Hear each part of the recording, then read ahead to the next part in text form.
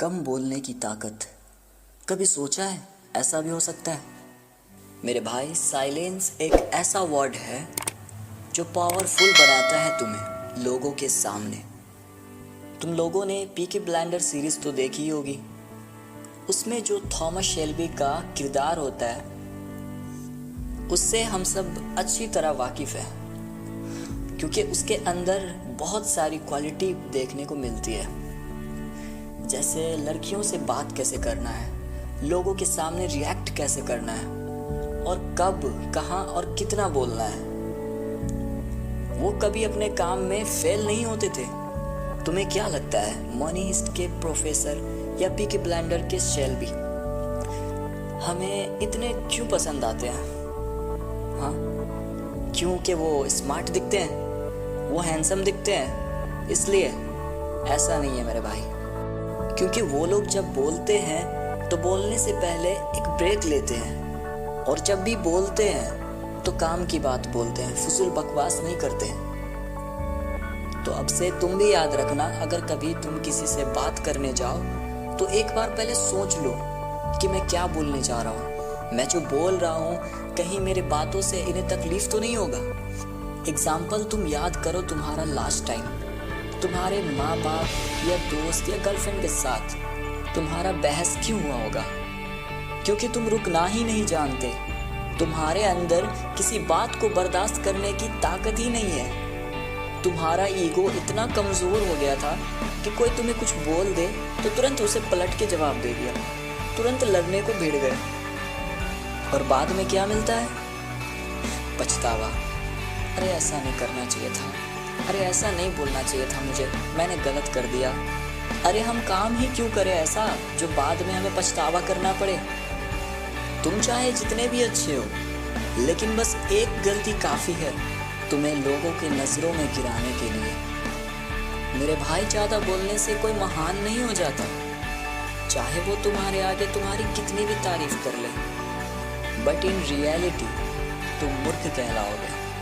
Silence तुम्हारी एक valuable image बनाती है तुम्हारी। तुम जितने साइलेंस रहोगे उतने ही यूनिक दिखोगे, और फिर लोग तुम्हारी रिप्लाई का वेट करेंगे। एग्जाम्पल हम ऐसे भी समझ सकते हैं, तुम्हारे साथ कुछ बुरा हो जाता है, मान लो तुम्हारा ब्रेकअप हो जाता है, या तुम्हारे बिजनेस में कोई बड़ा नुकसान हो जाता है, और तुम चले जाते हो ऐसे बंदे के पास जिसके पास इस प्रॉब्लम का कोई सॉल्यूशन तो नहीं होता है, लेकिन वो ज्ञान पे ज्ञान दिए जाता है। तो क्या तुम सुनोगे उसकी बात? नहीं ना। इवन तुम कुछ देर के लिए सुन भी लेते हो तो तुम्हें उसकी बातों से कोई खास फर्क पड़ने वाला है नहीं। और वही तुम किसी ऐसे बंदे के पास जाते हो जो तुम्हारे बातों को सुने और तुम्हारे दुख पे अफसोस जाहिर करे, तो क्या तुम इसके पास जाना नहीं चाहोगे? इसमें जो पहला बंदा था वो तुम्हारी बातों को सुने बगैर तुम्हें ज्ञान पे ज्ञान दे रहा था, लेकिन वही जो दूसरा बंदा है वो तुम्हारी बातों को सुना, तुम्हें दिलासा दिया, और फिर तुम्हें उस मुश्किल से निकलने का रास्ता भी बताया।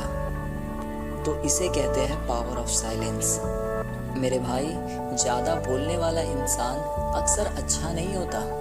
वो अच्छा है या नहीं ये उसका बिहेवियर बताता है।